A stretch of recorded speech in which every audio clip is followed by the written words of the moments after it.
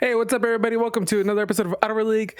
This week, I am your host, Cesar Torres, and I am joined by our fabulous, sometimes headachy, sometimes loud panel of hosts. Joining me today, we got Mr. Producer Gage with that sexy stash. How you doing? I don't know how to respond to that, but I just want to rub my nose through it. I can't wait for mine, guys. thank you so much for joining us for Out of Our League. We'll see you next time. Yeah, let's just cap it there. No, but also with the other fabulous mustache. Yeah, Mr. Philip J. How are you doing, Mr. J? Mr. Woodward? But I couldn't miss this episode. I was really excited. Phil's got a gnarly headache today. Yeah. Sucks. The man that blew up on Twitter for putting a horrible tails in a plane. Mr. Ben, please be excited. How are you doing today? Great, buddy. I'm Awesome. also rocking the stash today. You can't see it, but I am rocking the stash. Now, is it just the stash, or do you have an epic beard to go along with it? I mean, I've got an epic beard. Yeah, you got a good beard. ZZ Top. ZZ Top. You see those beards? Is it on the floor? Not. We No, call I know that ZZ Top. I know we ZZ call Top. that a cheered. You know, it goes below your chest, so it's no longer a beard. It's a cheered. Okay. Do you Okay, want to I'll get go your one of beard those. to like it's on the floor and it's like dragging behind you as you walk? Oh, it's definitely doing that. Put a little bow tie at the end of it. So unsanitary. Sure. What? A bow? Putting a bow on your beard? Whatever. I'm so sorry. I totally ruined our guest episode, but you know what? We're just gonna go with it. You may know her from the internet. She's on Twitter and she got her own podcast too, but she'll tell you more about that. Please welcome Mel Felker, everybody. Hey. Welcome Mel to the show. You didn't say anything about my mustache. It doesn't need an introduction. I was just feeling left out here. Apple stash. I couldn't put it into words how I felt about your mustache. But how are you doing today, Mel? I'm good. I'm happy to be here. It's never a dull moment so far anyway. So For the people who may not know who you are, how would you introduce yourself? my name is Mel. I'm at Internet Mel on Twitter, where I tweet things. Uh-huh. And I'm a kind of funny best friend, so that's how most of y'all know me. And I feel like you'll learn more minutes to come, because that's all I can think of right now. Well, for the record, you are an amazing community member. You're a really cool person, and we'll get to that later. But you did invite yourself on the show. I did, and I feel bad about it. No, don't feel bad. But you kept telling me I didn't, and now I'm like, now that we're live, you're gonna put me on blast, because before I just want to mention the tweet because it's a great tweet. It's like, if I ever have the honor to be a guest on Sibley's Sassy Out of Our League, it'll be because they are way far out of my league, not the other way around, and that's just wrong. That is just it's wrong. right. Shut up. I'm pretty sure like sea level is where we are, and you're like on a mountaintop, so you are definitely out of our league. No, But, let's just Like we're that little let's just like cut this out we're right that now. foam. No, stop. We're that foam that sits on the sea, just bubbling But- and disappearing. We do this at the end of the show, so it's weird. But I think when I think of you, one of my favorite moments that you did is when you created a character that is gonna outlive all of us. Did I? Or you introduced the world to a character that's gonna outlive all of us. Joni Ace. She's not a character. Oh, Yeah, she's a Real client person. of mine. Yeah. well, I'm her you agent. introduced the world to Joni. You introduced the world to Yeah. Joni. Yeah. How did you come across Joni? Yeah, one day I just decided I wanted to become an agent, a talent agent. So I started looking for some prospective clients, and I came across badminton. I guess it's a really big sport. In Canada? No, overseas somewhere. I forget where I was, to be honest. It was A long time ago now. There's a whole anime about it, so it must be Yeah. somewhat popular in Japan at the very least. Yeah. So I came across Joni Ace, and I was like, "Oh my gosh, I've heard of your cousin." And she's like, "Oh, John?" I was like, "Yes, that's the one. I've heard of him." And then I was like, "How would you like me to represent you?" And she's like, "Well, I've got some other people that want to like represent me already, but since you know John, I don't know, I'll think about it." And then she got back to me about 6 months later, and then I made the post. Phenomenal. And What a story. That's great. do you run her social media, or does she do that on her own?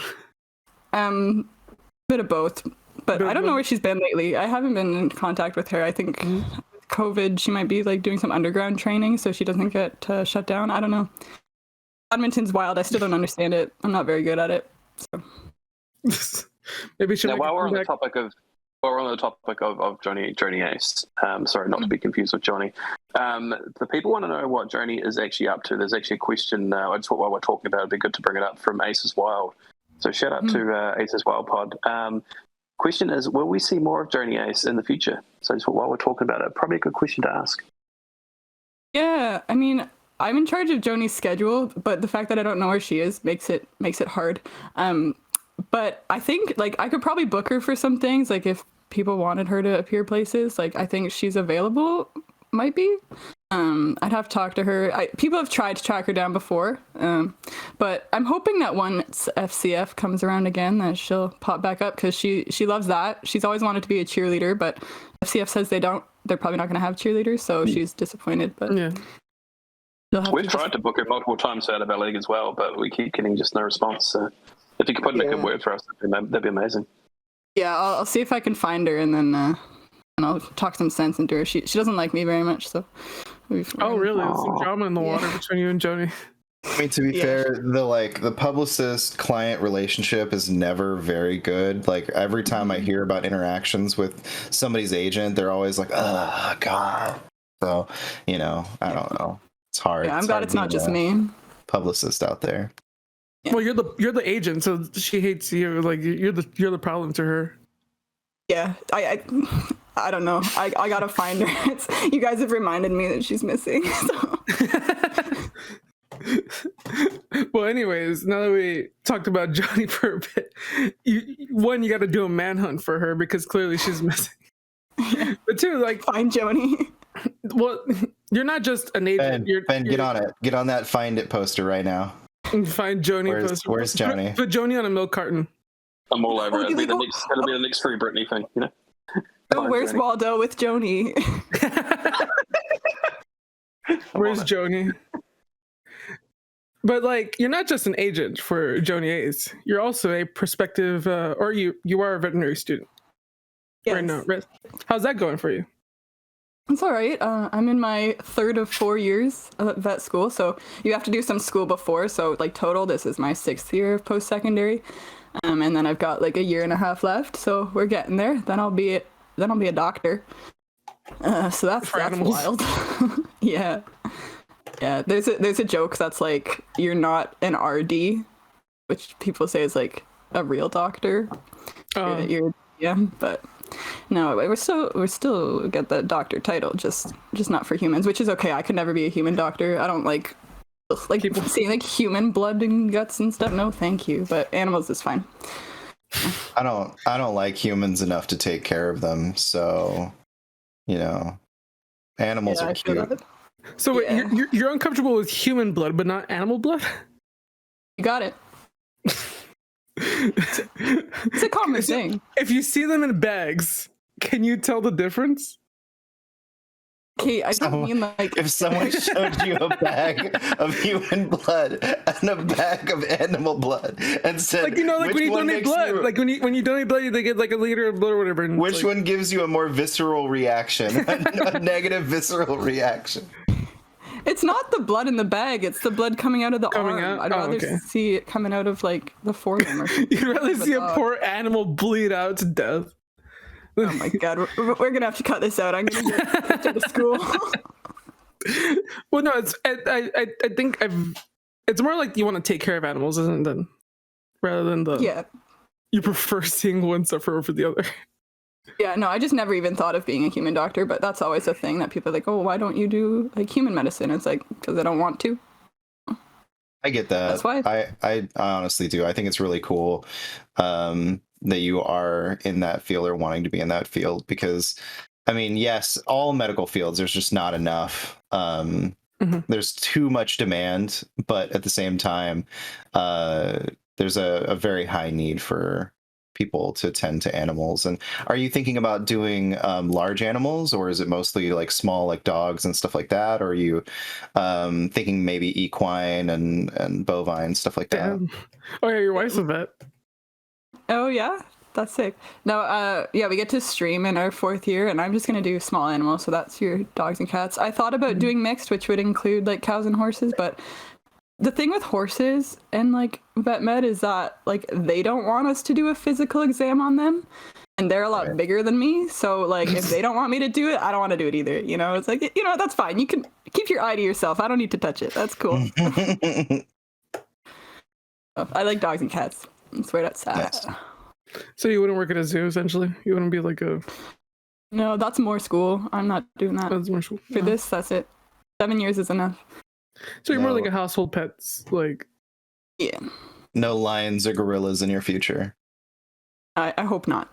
Lions and tigers and bears, oh my. So what has been like one of the more interesting things that you've picked up? Because I do have a sister who's interested in becoming a vet. She's it's like her passion. Animals are her passion. Yeah. So it's like I want to know, like, how has it been for you, like over these last couple years?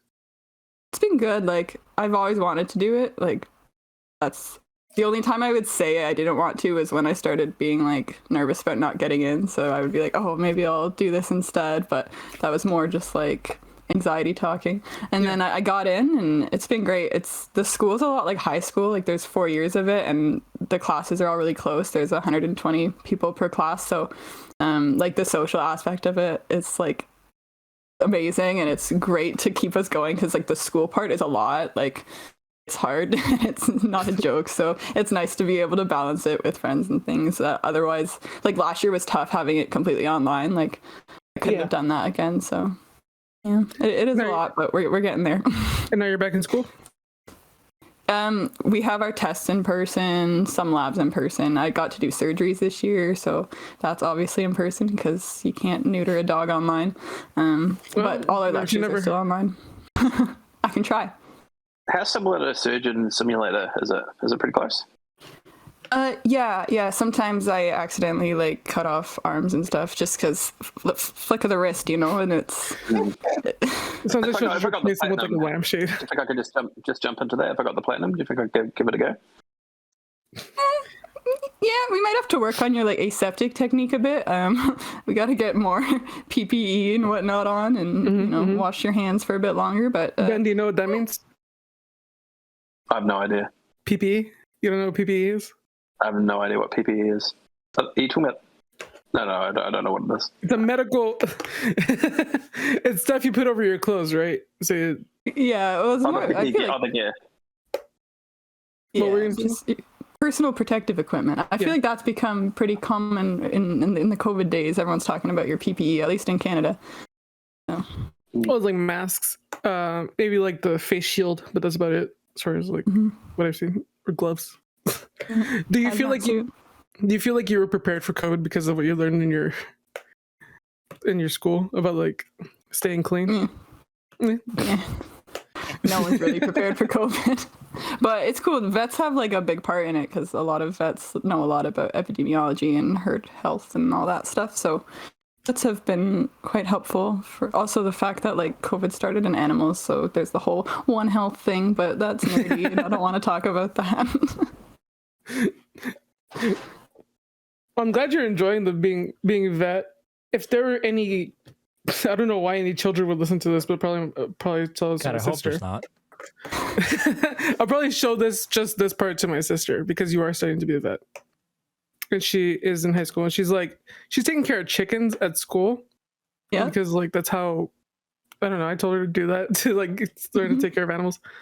What would be like your tips if anybody wants to pursue being a vet? Yeah. Also, what inspired you to be a vet on top of that? Yeah, I just always loved animals, and that's one of those professions that people say is like a calling. Like most people know they want to from a young age, like your sister. There's definitely like I have friends that came into it a lot later, but majority always know. So it's kind of hard to describe. But like I worked with chickens before I got into vet school too. Like you basically just seize any opportunity you can to work with animals, and because it all adds to your application and make connections, because like you'll have to get reference letters and stuff. So volunteer at your vet clinics, and if you can get paid, even better. And then just focus on your grades, because unfortunately, like it's at least at our school, like the acceptance is like 60% based on your grades. So you got to work hard. Work hard to play hard. Well, yeah, you're still a doctor, or you're still learning to be a doctor, so good grades. What'd you do with chickens? I did a couple things with chickens. I was part of like an artificial insemination project to like keep the heritage lines going. So I've like it's called milking a rooster. So I've done that, and then we would inseminate the hens to keep the breed lines good, because you don't want like inbreeding and stuff. So, and now that they have those heritage lines, so that if there's a problem with chicken genetics, they have these like lines that have been maintained to go back to, which is good. And then I was also on like a research project for meat birds, just looking at slow growing versus fast growing birds. When you say meat birds, you're not talking about like two birds coming together and having a meeting. You're talking about no. No. Are you talking about the birds that eat food? Yeah. Yeah, broiler chickens. Yeah. I'm so sorry you guys have headache, Phil. So, because there's a difference between like chickens that you eat and chickens that lay eggs. So, like, I'm guessing. Yeah, layers and broilers are different. So, and their like genetics are pretty different too, because they're have different purposes. Like, same for dairy cows and beef cows. You know, everybody's different. And I love how you got all this experience and you're like dogs and cats only. And just just what? Well, you got to get experience in everything, and then we learn about everything. Like my test tomorrow is on like birds, so like everything from like parrots to chickens, and also amphibians and reptiles. So it's it's hard to study for those tests because I'm not gonna ever work with a turtle. But well, house turtle probably, like a house pet. Yeah, maybe, but not every clinic takes exotics. So. Oh, fair enough. But if someone's listening to this like years from now and they just brought their turtle to see me, I'm probably competent, so don't worry. I'm not saying like... Years from now when you're like well out of practice with turtles and you're like sure. They cut this out where I'm saying like, oh, I hate turtles. Least favorite animal. I never want to touch a turtle in my life. You can get salmonella. It's true. From turtles? Yeah, gotta wash your hands. I have a tortoise, so gotta wash your hands anytime you handle them. Mm-hmm. Apparently, like you're not allowed to get little tiny turtles as pets anymore because kids would put them in their mouth and get salmonella. And good, quite bad actually. Bad. Sounds absolutely like something a kid would do. Gage, what's going through your mind right now, Gage? You look like you're thinking about something. Well, the first thing I was gonna make a joke saying I thought salmonella came from salmon, but it's a pretty good joke. Kids putting I understand. You understand Tide Pods, but turtles are are just weird. Turtle pods. That's the thing I never understood. Like even when I was like super duper young, I'm sure when I was a baby, sure I was trying to I'll put this in my mouth, but. Yeah, that's what we're talking about. Like little kids. I feel like when I turned maybe 3, I probably grew out of that because it's I don't want to. No, I have a story for you. Interaction figure. I want to play with it. When I was in kindergarten or pre-K, my mom always brings this up, so I never forget it. Apparently, one day in kindergarten, my teacher looks out in the class and doesn't see me, and then she looks under the tables, and I'm under the table eating my shoe. I must have been 5 or 4. You're hungry. I was hungry. But every year. Last week, Caesar, don't lie, buddy. This was last week. Come on. Shut up. I told you that in confidence, Ben. But my mom always loves to bring it up. Where it's just how do you think it feels for a teacher to tell you your child is eating a shoe under a table?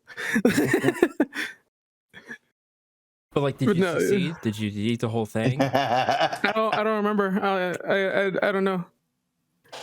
Does she still have the shoes? The world may never know. The teeth I marks? wish I still had those shoes. No, they're probably long gone. I wish I still had those shoes, and I'll give them to my kid. I'll be like, you know what to do. Like, you know what needs to be done. So yeah, you're thinking about kids putting things in the mouth. Not true. Not true. Huh? And then the she's like, "Can I return these shoes?" She's like, "Why are there little tiny child marks, like bite marks in these shoes?" Why are the little fucking tooth marks? We have a question from one Matt Batson. Good segue. It says, "What is your greatest volleyball triumph?" Oh, you know what? Okay, I'll talk recently. So I played club volleyball through high school and whatnot, and then started playing intramurals once I got to university. And I had never won. Like, I play in the top, like, competitive A. I've done women's and co-ed, and I was ranked 1 going into the finals, and then COVID happened, and I never got to play the final games, and so I couldn't win the T-shirt. So I started calling it my curse, because, like, as if I'm, like, ranked 1 in both leagues, and then come on. So this past semester was the first semester since COVID that we were playing again, and we were trying to break the curse. And a good friend of mine, he's always won. Like, he used to play on different teams, but a lot of our friends have graduated. So I was playing on his team, and he's always won. He said, "Mel, we're gonna get you this shirt. Like, you deserve it. We're gonna do it." And we did it. We got the shirt about a week or 2 ago. So yeah, I saw it. It was like the Felker curse has been lifted. Yes, it was a big day for me. I'm still happy about it. Yeah. That's really cool. That's a great redemption story. I had a friend who was going pro for soccer. Like, she had a bunch of teams scouting her, and there was some people that wanted her to go overseas and play, and then COVID happened, and it ruined all of that. And she, like, had to move back home and got like a normal job and everything else. And thankfully, earlier this year, she got the opportunity to go back to her uni and hopefully like have that same redemption arc, but it hasn't happened yet. I mean, that's a bit more advanced than my intramural T-shirt redemption, but yeah, but at least you got that redemption, you know. Oh, me too. Yeah. I hope she gets a chance. Hot take. I think a T-shirt is pretty important. That's right. Exactly. Like the T-shirt that Caesar has on right now from his Patch Notes store. You know, it's a great shirt. I was confused. I was like, I'm not. It's a piece of cloth over your chest. Okay, it's a shirt. Headache film. Oh yeah, how long have you been playing volleyball? Child. Since I was like 13, so like 10 years. Wow, that's fast.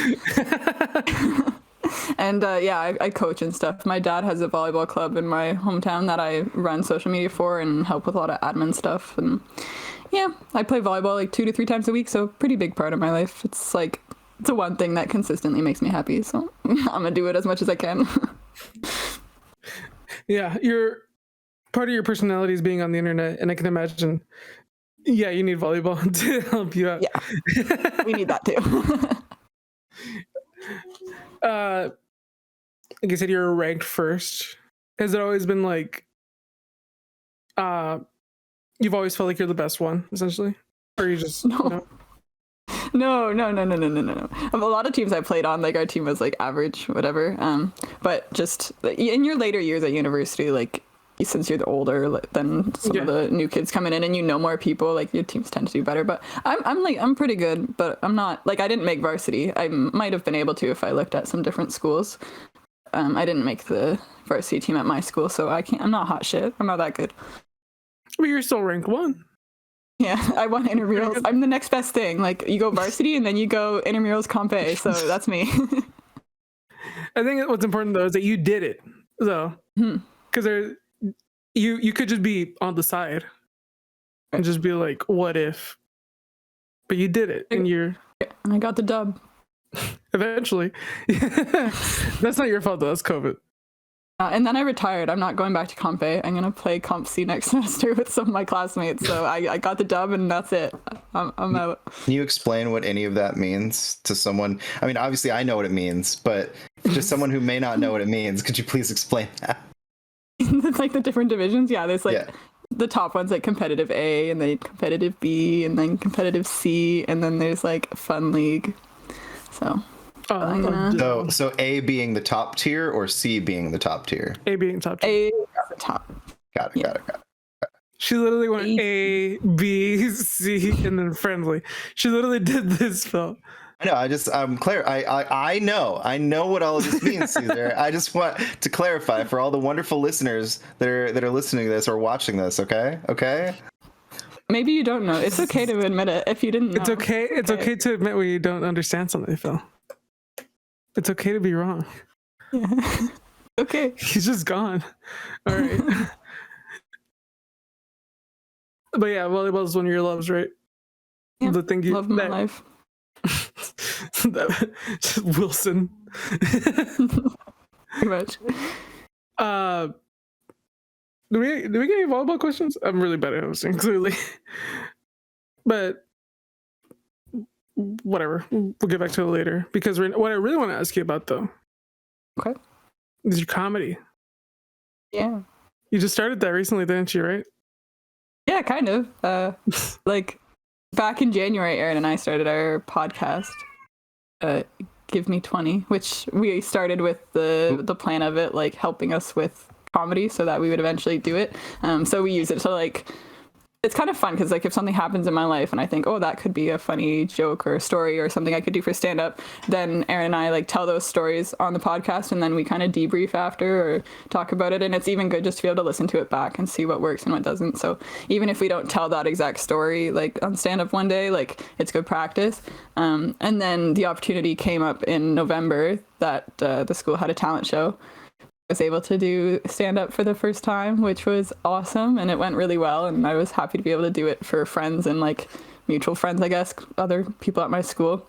And next time I do it, I want to do it like in front of strangers, but I'm terrified to do that, so we'll see when that happens. No, Mel, I know who Aaron is, but for everyone out there who may not know who Aaron is, who's Aaron? It's okay to admit when you don't know somebody, Phil. Yeah, so Phil, so Aaron, he's Aaron Cini on Twitter. Fake name. I am missing him right now because I was telling you guys I've never been on a podcast without him. So he's like my left hand. But he's done so many without you. Is the other thing too. Yeah, but that's fine. He can do his thing. But he's. I met him. He's another Kind of Funny best friend I met through the Facebook group, the Kind of Funny Facebook group back in the day, and he does all sorts of podcasts and stuff, and he basically told me I needed to do more for comedy, and I said, well, I'm not doing it without you. So then he started a podcast with me on top of all the other shows and things that he does. So it's awesome. Aaron Cini, also host of like Speaking of Stadia. Yeah, honestly, I shouldn't be talking about him so highly because like he's always ripping on me. So I feel like if he that's why I said fake name. That's why when you said Aaron Cini, I said fake name. Oh, I didn't hear that. Thank you. Well, his name's real. I'm like, he's the one causing all the beef. Like, I'm just doing my thing, and he's just coming at me. So I'm gonna have to fight back. Like, I'm not just gonna take it, but like, I don't have any. No, I'll defend you. Who has a name like Cini? Come on, Sophie. Discuss. You should call him Aaron Shawnee. He loves that. Aaron Shawnee, yeah. We're coming for you, Aaron. We're coming for you. Oh, you made enemies with Ben now. He's powerful. He's got what, 3,000 followers on Twitter? It's Aaron from the hit Mario Golf Championship, you know? That's where we know him from. Yeah. Oh, wait, he was starting beef with everybody on that day. I remember that. Now, Mel, can I say, because I have seen some of your stand up and it's amazing. The dash hound joke, I think it was a dash hound, right? The greyhound. Greyhound. The greyhound. I love that joke. It was so good. Yeah, so I should that must be nerve-wracking as hell. Honestly, I wasn't that nervous because my friends were the best. Like, they were standing at the back at the bar, and I just see them, and I'm like making eye contact, and it was fun. So you were talking to them essentially. Yeah, and like I'm pretty comfortable around my friends, and like especially with after COVID, I've become a lot more extroverted, so I was just having a good time. Good, but I should send you. I'll send you the full clip, Ben. It's like a 5-minute. Yes, that'd be Send you amazing. the whole thing. A lot of Okay, it's like targeted at my school friends, so like you might not get all of it, but yeah, I'm proud of it. It was fun. That's awesome. I was gonna bring up the greyhound thing. harder. Oh, so yeah, it's so good. But I feel like I'd find it harder with like people that I know, as opposed to like I'd find strangers. I'd find that probably easier. People that don't know me. If it was like friends and family, I'd be like, oh, I'm so nervous. Yeah, that's what everyone's been saying to me, but I think like if I go to an open mic, that's usually like music and stuff. Like I feel like at least your friends, you know, they're gonna laugh, but strangers Yeah. don't owe you anything. So No, like you're not getting any penny laughs. yeah, and then it's just awkward, but I could always tap into the awkwardness, which is my plan, like, for stand-up, is to do more awkward stuff, but the set that I did for friends, like, I don't think it was that awkward. Like, I mean, I'm me, so I can't avoid it, but, like, Yeah. it wasn't really trying to be. We don't know anything about being awkward here on this show at all. Yep, nothing awkward ever happens here. Awkward silence, guys. Hold on. Okay, 3, 2, 1. It's not awkward if you prepare it. Or is it might be more You just made it awkward. awkward. You just made it awkward, Caesar. It worked.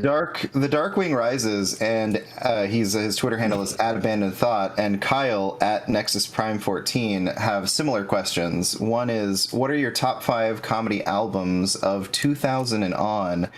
And then, who's your biggest influence in comedy? Who would you compare yourself to comedically? And would you like to be compared to comedically if you had someone you wanted to be compared to?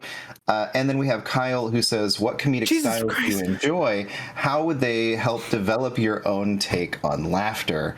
Also, you are very awesome. There's a thing called spacing out questions, Bill. Which is These questions are very similar. You know, they're Yeah, very yeah. similar. And I'm glad you asked them Favorite comedy together. influences and stuff. Sorry. Yeah, I'm glad you asked them together because the answer is honestly the same, and it's kind of embarrassing. I like everyone asks me, especially now, like when I'm on these dating apps and like I say I like comedy. Everyone's always asking me like what stand-up specials to watch. Like everyone's asking me about comedians, and I don't really watch any. Well, I was gonna say, can I guess like the one you would probably say? Okay. Bo Burnham's Inside. Yeah, like I watched that, Yeah. but that's pretty mainstream. I don't know. I don't Yeah. As far as like inspiration goes, like growing up, my family went on a lot of cruises, and one of our favorite things to do would be to go see the comedians at night, and like they're just cruise ship comedians, right? It's not like there's big names that I could pull off the top of my head, but I always liked doing that. And I watched a lot of America's Got Talent as a kid, and like Drew Lynch is one. Yeah, he's great. And Taylor Williamson, like I like them. But as far as like stand-up specials, like I've seen the John Mulaney one, and I like that. And I watched, I saw Kevin Hart live, but I don't know. When it comes to like stand-up, I'm not. Like, should I be watching it more? Like, I don't know. I feel bad. It's like I'm doing it's a it, but I'm thing not that's like.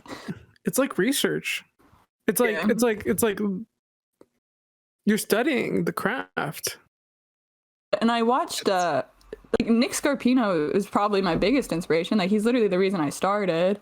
Because I watched his stand-up doc like a week after a big breakup, and then I was all sad, and I like wrote a stand-up set like based on how I was feeling at the time, and I think it's really good, but it was a timepiece for sure, and it's like it was really therapeutic for me, and that was like it'll be coming up on 3 years ago now, so like it's been a long time coming that I've wanted to do stand-up, so like it took a lot of courage for me to get to the place I'm at now where I was able to do it and like not be nervous, but it's not like I just decided one day and like did it the next. That's Rooster Teeth punchline. Is that what Waiting for the Yeah. punchline. It's waiting for the punchline. Yeah. That was really good. I actually really enjoyed watching that. It's fascinating to see like the scene because it doesn't pull any. Well, like it speaks true to like what it's like to be a stand-up comedian. Yeah, it speaks true to like what it's like to be a comedian like in the scene like starting up. Because there will be people that like live in their cars and like just to try to make this dream happen, and most nights they bomb, and that's just like a fact of what it's like to be a stand-up comedian. It's like I don't know. Yeah, that's what I'm scared of now. Like, But everyone says you bomb your first time, and I didn't. So now I'm gonna bomb my second time. I mean, maybe they mean your first time in front of strangers. I don't know. Yeah. So that's what I don't.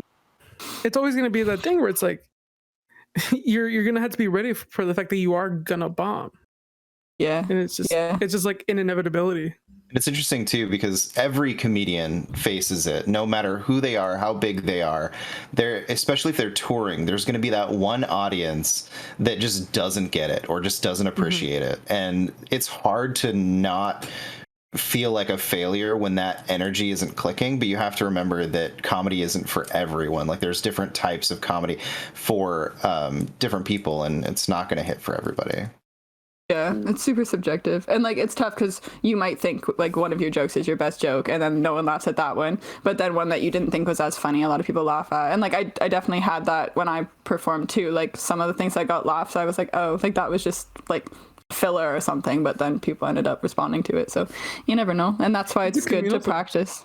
It's because you get feedback and you're like, oh, that one works but that one doesn't, so you mess with it. Yeah, I have to deal with bombing every time I come on the show. Yeah, so I'm pretty used to it by now. Yeah. You weren't supposed to laugh, Phil. Sorry. It was a good joke. Jokes about bombing are great. You were supposed to bomb. I'm like the joke. I'm like the best comedian hype man because like almost anything will make me laugh. So even me just saying I like to laugh makes me laugh. So you know that's there was a guy that told me, because I told him about stand-up. We were on like a first date and I told him that I was going to do it, and he's like, oh yeah, I laugh at like everything. I was like, great. And then like later I sent him a recording of like one of the clips that I was practicing, and then he told me he didn't like the joke very much, and I was like, well, what a boost of confidence that guy was, huh? It's like you laugh at everything except for that. But I knew he was wrong because it was the greyhound joke, and clearly like people like that one. So I was like, yeah, he didn't like the self-deprecating part, but I was like, that's literally who I am, so clearly this isn't gonna work. You're gonna have to get used to it or go somewhere else. No, I love that joke because I don't know why, but when I was watching it, I already knew where I was going. But even then, I loved every second of that joke because you just have like a presence. You have like this energy with you, and it might have been your friends, but it might have just been like you're also growing comfortable behind the mic. Yeah, it was fun. The delivery was perfect. It was so good. The delivery was great. Thank you. I did like drama in high school and stuff, so like being on stage isn't something I'm new to, so that's definitely helped. But it's also different to be alone on stage, especially with stuff that you've written. We did monologues and stuff, so I've been there, done that. Hey, you didn't write the monologues. Are half the battle for sure. I said delivery and projection are definitely half the battle for sure.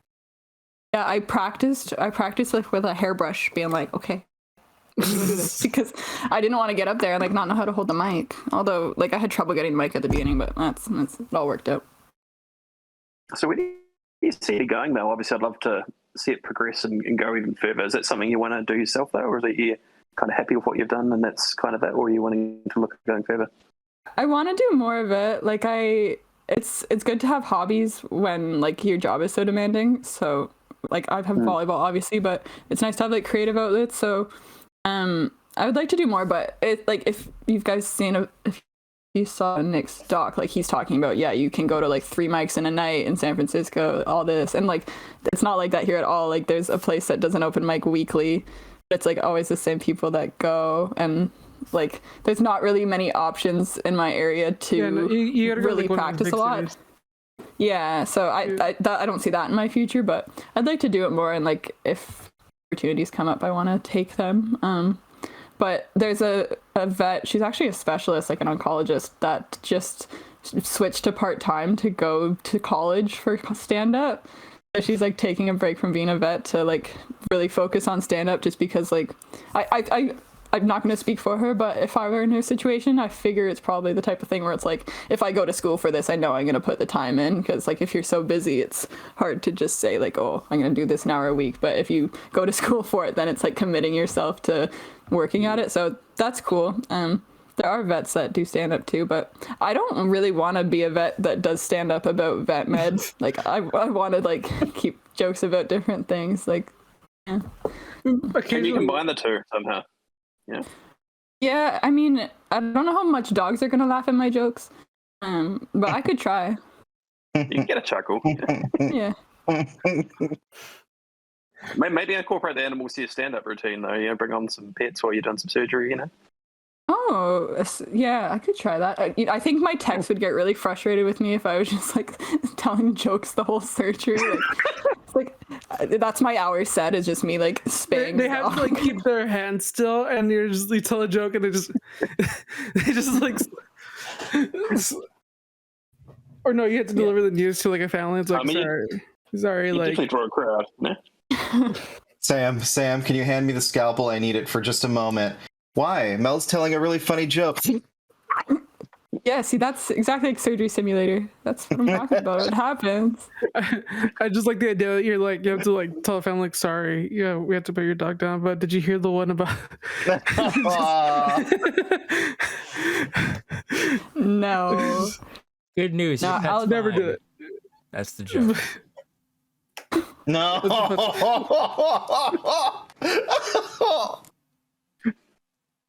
Oh, boy. The surgery went great. I'm working on my acting. Clearly, it's getting better. Anyways, I'm sorry. This is not looking good for you. I'll figure it out. Peppermint For the Spice. ideas, though. Peppermint Spice Frankie at Frankie Godoy has a community question. It says, is there anything from video games you have taken with you when working with animals? Have video games leveled up your veterinary skills or your comedy skills? Not at all. And here's why. I don't play video games. Yeah, There we I was go. about to ask, like, do you even play games? No, I'm such a poser. Actually, no, I've never hit it. Like, I don't tell people I play games. Whenever people, like, I'll get tagged in the tweets that are like, what are the 5 most recent games you've played? And I'm like, Catan. Like, that's my... Yo, Settlers is great. Yes, I know it's great. I love board games, but nah, I never really played video games. I mean, I played like Among Us when that was a thing, but only because I could play it on my phone. It's pretty sus. Have you heard of a fun game called Marvel's Avengers? Have you heard of that, Mel? Oh my god. I've definitely heard of it.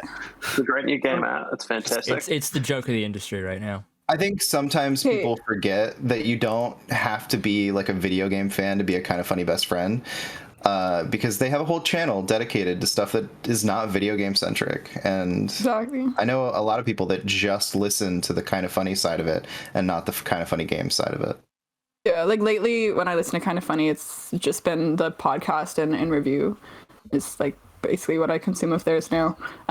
But what was I gonna say? Oh yeah, like as far as gaming goes, like I feel like I know so much about gaming just because of my Twitter feed. Like And you've all never of you guys touched are a always controller. tweeting. Yeah, so like I could pick up a conversation with someone in person. They'll be like, oh, what are you playing? I'm like, yeah, I've heard this and this about that. And oh yeah, did you hear about this guy? And like they're like, oh, do you play? I was like, no, I just consume a lot of gaming media apparently, and I know exactly what's going on in the industry right now. Is it weird for you to like be thrown into this like very gaming heavy community and you just like have nothing to do with any of it? I mean, it was a bit weird at first. To be like, this is going way back, like, I don't know, when I was like 16, like my boyfriend at the time would like play a lot of games and I was always kind of like, oh, like video games, why do you play a lot of those? But then like getting more involved in the community and Kind of Funny actually like made me way more open and like helped me understand that video game started like just a hobby. And I don't know, like I used to be way more closed-minded about it and think it was like super nerdy and stuff, and now I'm like, oh no, this is like a normal thing that like tons and tons and tons of people do. So it Kind of Funny is like helped me grow as a person. Thank you, Kind of That's Funny. awesome. As an individual, as a comedian. Like I grew up with them, right? Like I was like 15, 16 when I started listening to Kind of Funny, so it's like I probably have a lot of stupid humor, and like they're probably one of my inspirations too, and why I think things are funny is because of like stupid shit Greg and Andy have said. Like,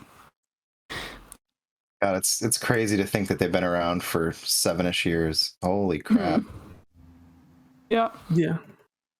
You just said that and it like clicked in my head. I'm like, oh wow. It has been about that long, hasn't it? yeah, been a long time. That's awesome. Gage, you've been super quiet, man. Let's hear one of those community questions you got. No, let's jump into community No, questions. thank you. I'm good. All right, cool. I got a question from All right. McKenna. Okay. She says, Mel, how can I grow up to be as cool as you? Also, what led you down the vet path, which we kind of covered? And what has been your favorite part of the experience? Hmm. Oh, I like How that. I can- like favorite part. How can you grow up to be like me? Just do you, man. Don't do me. No, she wants to be like Melf. No, but I don't know how I did this. Melf? Just Mel Felker. Mel F? and Mel fell. I get it all. Yeah. Yeah, I don't know. Just don't be like me. Be like you. Because if you think I'm cool, I'll be less cool if you're like me. So don't take that from me. I'll To be lose my fair- coolness if there's somebody else like me. To be fair, McKenna is amazing and she's super cool. So she should keep being her for sure. Yeah, she got bitten in the eye by snakes, so that's why she can't be here today. Yeah, I'm really sad. I've never talked to McKenna. I wanted to. She really wanted to be here, but those damn snakes. Yeah, hate to They're say it. everywhere, dude. Yeah, they happen to be on her plane. So what are you gonna do? That's the worst. And then how'd I Thank you, get? Gage. Thank you. Headache Phil, best Phil, you know? Headache Phil equals best Phil. And he's a ghost, he's an apparition. What the fuck's that? Where'd he go? Back. What's going on? Hey, wait. What was the second part of her question? Like the. What has been your actual- favorite experience of being like studying veterinary science? Oh, I don't know. It's I said it already, but honestly, like the social part of it's been really nice. Like learning it's you pick up a lot here and there, but we all suffer from like imposter syndrome and feeling like we don't know anything and stuff like that. But I have like the most friends now than I've ever had in my life, and like that, like the past year or the past like few months have been amazing for me just for that reason. And like it's a really tight knit community of people that all have similar interests, and it'll be sad when that part of it's over. Yeah. Anybody else have any other communication? Gage, you want to ask? Yeah, yours? I've got mine. Is it about Dragon's Dogma? She doesn't play games, dude. I know, but But it's still a if Gage. you Oh my god. play this game called Dragon's Dogma, it's fantastic. And it's I've never heard of it. It's available like everywhere. Yeah, I've been PlayStation, listening Xbox, enough. Switch, PC. It's great. It's a great game. Can I play it on my phone? The hit Netflix show, you know? No, you can't. I don't think it's available to stream through like xCloud or anything either. Mm. It's Which gonna be is- tough to play. Yeah. worth Send me a PlayStation and I'll play it. Okay. Don't say it. He will. Get on it, Gage. Dude, for real though, I almost bought a copy of Dragon's Dogma online. The thing is, it has to be imported from Japan. It still costs like $60, and the game is unplayable because the servers are down. But I still almost bought it just to have the case on my shelf. That's commitment. Yeah. I was also at a local game store recently, and I asked if they had any copies of them on PS3, and I was gonna buy them just to have them. It's the real No. deal. It's the real deal. They didn't. They just had copies of Dogma, that movie with Ben Affleck and Matt Damon. One of Gage's community questions is from Randy Heisen Jr. at Kinda Kingslayer. To be fair, And it wasn't my fault. he says, "Hey Mel, my I'm pop's a Caesar. twin. What did I do? You are It was Phil. Phil was You the are one that the brought up villain. Dragon's Dogma. And I love you. What is the most memorable experience you've ever had at a concert, live music events, or comedy show?" Oh wow. See, all these memorable experience questions, like I feel like I don't remember that much from my life. Concerts. Okay, I got one. I went to Warped Tour the last time they came to Toronto, and that was awesome. Just like I'd never been at a festival where there's just so many different bands, and like 303 was playing, so like we're all up at the front like jamming to My First Kiss. Like, come on. It was great. Oh, my first kiss went a little like this. That one? Yeah. What year would that have been? Ooh, pretty recently. 2018, 2019 probably. No, but they were like old news by then, but they were there and we loved it. We loved every second of it. I honestly didn't even know And- Warped Tour were still a thing. That's awesome. Yeah. They're Simple going back Plan was on there tour this too. year. Yeah, I think Warped Tour, like, or maybe that was 2018, and then in 2019 they just did it at one location. Like 2018 was like this last year that they were touring. I could have my dates wrong, but it was definitely pre-COVID. It was 2018, I think. Yeah, Nice. that I was there. Yeah. Okay, I guess I can read an actual community question now. Oh, All really? right. So this comes from our good friend, Mr. Mac92 on Twitter. He asks, love your pinned tweet and exchange with Nick. What was the big push that got you onto stage for that set, and would you pursue or be interested in doing it again someday or more frequently? Yeah, so so I always wanted to do it, right? And Nick tweeted at Nick when I first saw the doc and said like, oh, I wrote a set, but I'm probably never going to do it. And then he saw it and replied saying, now I've seen this and you have to do it, so report back to me. So then when I put out the tweet of that clip, I quote tweeted Nick's tweet, and I didn't tag him in it, so I don't think he saw it, but I know like Kevin saw it and Greg liked it too, but I don't think it ever got back to Nick, which was why I posted it, but that was my fault. And what was the other part of the question? What was my inspiration to do this, to go up on stage? Yeah, so I knew I wanted to do it in front of friends for the first time, and that talent show is normally in the spring, so I thought I had more time. But then I found out like 2 weeks before that it was in November this year, and I was like, I guess I got to do it. I had a friend of mine that listens to my podcast, Maddie. She's not going to listen this far into this episode, but she's a big fan of mine. She Yeah, you usually keep it under 20 minutes, so. yeah, she sent me a screenshot of like the thing for sign up, and she's like, you're doing this right? And I had a couple other friends that were on my back about it, so I was like, okay, now or never. So I'm really glad I did. It was more scary preparing for it than it was actually doing it. And then yeah, I'll do it again. I told myself I was going to do it again before Christmas, but that's not happening now. But I will do it again, I promise. Awesome. I guess I'll ask my final community question here. It comes from our other good friend, Mario Rivera, at Nightmeat City on Twitter. And Mario simply asks, what gives you the right? I don't have the right. Cool. Who has the rat? It's so good. Who watches the right? Oh wait, that's sounds. What do you- Yeah, Right. man. How's the rat? Yes, he did. NBC. Why That was is the NBC. rat? Anyways, So Fox Dragon's News. Dogma. Anyone who watches Fox News watches the right. I got a question. I got a question from, I'm trying to find it, from Eric Oriana. Or Oriana. Yeah, Eric Oriana. It says, hi Mel, longtime fan here. If you had to classify your co-host of the hit show Give Me 20, Aaron Shawnee, as an animal, what animal would best fit his Shawnee. personality?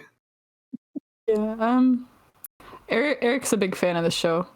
Eric listens to it while he does cardio, and we told this on our well, I guess this episode hasn't come out yet because we had to stop halfway, but Eric told us that whenever we go over 20 minutes, he just does more cardio. So, but if Aaron was an animal, he would be some sort of dog, probably. I don't know. I always go to dogs, but he's Oh, a there's so bit many of like, dogs. I never would have guessed by that calendar behind you. yeah. For those who may be listening, there's a dog calendar behind her. Bernese Mountain Dogs, yeah. No, if I feel like we talked about it before because when I ran by my set by Aaron like a bunch of times, like he listened to a lot of the drafts of it, and I think he said that he would be like a lab or something, but I don't know. It's hard because there's so much to Aaron. Like the nice parts of him is like, okay, yeah, you're like, I could see you being like a lab or golden retriever or something. But then he's also like an asshole sometimes. So I was about to say, why'd you mention like nice parts? Like they're different than the rest of who he is. Like he's Because not nice. like, but when he's a heel, like I would Oh say yeah, he's, yeah. he's not a golden retriever. Then He's a good heel though. He's a good heel when he needs to be. yeah. So you're saying he might be a healer? A blue healer. Saint Bernard. Yeah. No, he's not a Saint Bernard. Animal. Maybe like hyena. Yeah, he could be one of them. Maybe. Don't tell him I said that. Don't watch this, Aaron. He won't. He doesn't care about me. It's funny because he's got like a profile picture that makes him like look tough. So I would probably think like Rottweiler, like from the picture alone. I don't know. Dogs. Speaking of which, He does have a lot of big old bird-like qualities, you know. are you? Ben, do you have any more community questions? What was that? Whatever. Because of the Lion King hyenas, it's okay. It's Oh, okay. Ben, do you have any more community questions? I do, Phil. Thank you, Phil. This one comes from Ken at Please Be Enthusiastic. Ken asks, Ken normally asks this question about Greg Miller, but today he's asking about you. He wants to know how you can be everywhere at once, how you're studying, you're doing the vet stuff, the comedy stuff, the volleyball. Are you able to be everywhere at once, Mel? What's your secret? It's a good question. It's all about, okay, when I make decisions in life, this is a pro tip from Mel. I always make decisions based on whether I'd regret not doing it or not. So like if I get invited somewhere, or like if there's volleyball, it's like, would I regret not going to volleyball? And then for volleyball, the answer is always yes, I would regret not going to volleyball. And it's like, would I regret not studying 3 hours, like for the next 3 hours for this test? And I'm always like, maybe not. Like I could probably still pass without studying, so I'm gonna go do this other thing instead. So it's about prioritizing and like deciding what I'd rather be doing, because like school's a lot, but like we only need to get 60% to pass, so you give and take a little bit because you need to have a life too. So yeah, that's how I live. Oh yeah, that's great. What a great quality to have. I'll let Ken know. That's great. Thank you very much. I do have some other questions. One comes from one Mark Freeman at the Indie Boy. Shout out to you, Mark. He says, "Hey Mel, thanks for being an amazing person. My question is, what's your favorite joke? Have a great episode. Can't wait to watch." My favorite joke. You can't say Ben. Yeah, please be excited. Wow. Marvel's Avengers. I don't. Oh man, I don't know what my favorite joke is. These questions. Knock knock. Who's there? What were we gonna say? No, It's not that joke. I can tell you that. That's not my favorite one. It's a bad joke. Sorry. No, it's not very good. I'll workshop it. Okay. Yeah. No, I think. My favorite joke. Probably something I've done, to be honest. I laugh more at my stuff than I laugh at anything else, so it's one of my humble traits. Nobody gets me like I do. Comedy genius over here, Mel Felker.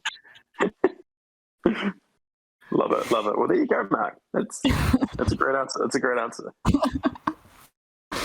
Now, I'm calling Aaron the asshole, and I'm saying No, this one actually comes from Aaron, a different Aaron though. This one comes from Aaron Rhodes, 437. Shout out to you, Aaron. Thanks for writing in. Appreciate you, buddy.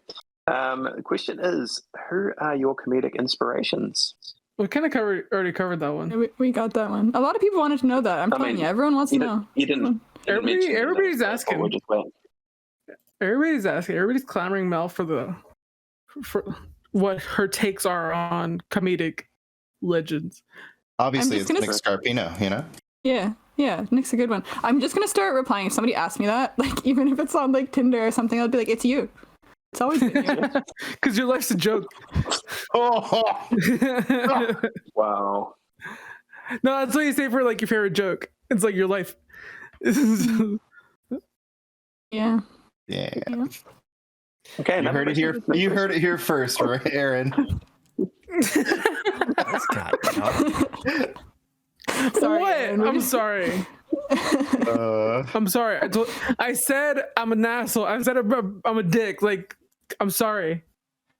Yeah, we're all just letting it out. Like, no, we're gonna leave this podcast. Like, wow, those guys suck. We're getting the babyface turn right now. Oh man. Next question comes from. Wait, are we ready? Who's got the next question? Is it Caesar or Ben? Do you have a question, Phil? I know mine are. I've exhausted my You questions. burn them all out in the middle of the Yep. episode. I'm ready. Okay, you go. You go, Caesar. Awkward silence again. No, mine can be the last one. Okay. This You one go. comes No, from you Riley. go. No, you. No, you. No, you. Mel, do you have any questions? Yeah, do you have any questions, Mel? What's the question? That's my question. Her question is probably, why did I agree to do this? This sounded fun until I was actually on the show. How do I leave this call? Okay, I'm ready. Ben, go. Question comes from Riley. It says, so when will we get the admission that your name is fake, Mel, as you like to be called? My name is real. It is real.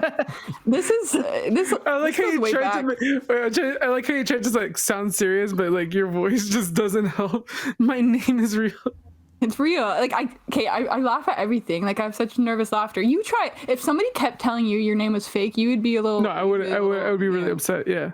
Yeah. So this all goes back to like November when I first started talking to Aaron. Like I didn't even know the guy, and he's coming after me saying that my name is fake, and then yeah. So now everybody. No, okay. Not everybody thinks my name is fake. Most people know it's real. But like my full name is Melanie. So then Aaron's like, oh, well, it's not Mel. And also like it goes back to Greg when I got called out on the Fast and Furious like in review because I told Tim that they should call it the Facts of the Furious. So then I got a call out. And at the time my Twitter was like my last name was in it too because I wasn't worried about like real life people finding me on Twitter at the time. And so it was like they said at Mel Felker, and Greg was like, "Oh, that's a fake name." So you know, you guys have all been like, my favorite thing is like the Mean Girls thing with Regina George, where it's like, "Put your hand up if you." Yeah, no, not that one. The one that's like, "Put your hand up if you've been personally victimized by Regina George." And I like saying that about Greg Miller because like a lot of us would put our hands up. Yeah, Gino Viteri would know nothing about being victimized by Greg Miller. Well, no, you've been victimized by Greg Miller, and then Ben has been victimized by Nick Scarpino.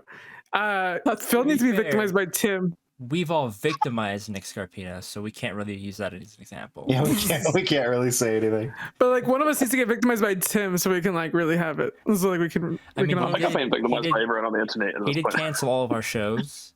That's like the official statement is Nick Scarpino or Tim Geddes canceled all of our stuff. Well, there you go. We can bring it back now, right? We can bring it back. We can bring the shows back. So much work. You know what? That's a good point. Do we have another community question from Riley? Is there another one? Who's what? How many questions does Riley have? He had two in there. I have one. Well, the second one's attached to it. You just have to like click. Why don't you just read it? Click. Gage, I'm finding it. Hold on. Here we go. I don't know if it's really a question, but actually, favorite animals, and just generally want to hear her discussing animals for as long as she wants. So if you want some more time to talk about animals, Mel, now's the time. here we go. Animal time. Favorite animals. See, this is a question I can do. I've always thought of like animals and like pets as different. So people are always surprised when I say my favorite animal is not a dog, but I don't like put them in the same category. So my favorite animal is a tiger. I love tigers a lot. Ooh. I've got like tiger posters and tiger knickknacks around. You're like the Tiger King. No, I'm not. Okay, so what's your what attracts you to tigers? What about tigers makes you make them your favorite animal? I've always loved them ever since I was little, and orange is my favorite color, so I think that's part of it. And I don't know, I just think they're very powerful, and like even the way they move is cool, and they jump and they swim, and they're cute, but they're also scary and can kill you. But that's not why I like them. They're just so quirky. Yeah, I don't know. I think they're just so cool. Tigers are At any awesome. point in your life, did you think that zebras and tigers were related? Not for a moment. No. Phil, Are you did okay, Phil? You? Did you hit your head on something? Is that why you have a headache? Did you do the drugs, though? Did you do all the drugs? I'm just saying there are white tigers, there are white zebras. Did you ever think that zebras were just like partially painted horses? Have you ever thought that zebras and dogs are related? They both have 4 legs. Like, Did you ever think that Dalmatians and zebras might be related. Hey. Oh man. Oh man. What has this show devolved into? Phil has a headache, and I don't know how to feel about it. That's what this show has devolved to. I want to watch Racing Stripes again because I really liked that movie as a kid. But I think it has a really poor Rotten Tomatoes score, but I think I have I'm gonna no watch memory it of that again movie, soon. but I know I've seen it. I have no idea what happened. Does it have anything to do with zebras? Yeah, Zebra it's did the Racing horse race. Stripes. Do you remember the It's like that? he races against horses. Like Oh, that's Zebra awesome. Stripes gum you can buy. Is that? Oh yeah. Yes. Is that made out of zebras or like? Get stripes on it if it's not. No, that's just their mascot. There's these. You know, there's animal these crackers? Are those just characters tiny animals? that represent products, and they're usually called mascots or product figures. Like Tony the Tiger, which is probably Mel's favorite mascot. I don't know. I got a message from Kyle Stevenson who said, I know I'm late, but just wanted to say how much I appreciate Mel. She is one of the biggest sources of love, support, humor, and friendship I know. She deserves any and all spotlights being shined on her. Love and appreciate you always, Mel. That is from Mr. Kyle Stevenson, and you replied to it. Hell yeah. Yeah, Kyle's the best. I love Kyle. Cheated. I had to reply. How do you not reply to that? You reply now. I can't reply. If I heard that for the first time now, I would just be like all red, and I'd be like, Oh. But you really are the best, Mel. Thank you so much for That's true. being on the show. Thank you so much for listening also, because you do listen. And yeah, just you are amazing. Where can people find you? Yeah, at Internet Mel on Twitter, and the link in that bio takes you to our podcast, Give Me 20, which is through Aaron's channels. The Awesomely Average channels is where you can find our Give Me 20 podcast. I'm on Instagram at Mel Felker too. I hit 1,000 followers recently. I'm really proud of that. So Yeah, that's awesome. yeah. So I think that's it. That's all. Thank you so much for coming on the show, Mel. Thank you so much for listening. Be sure to like, subscribe, leave us a comment. What did you think of the show? Is there anybody you want to see? Let us know. And thanks for watching. And Mel Felker, you are officially out of our league. No, thanks for having me, guys.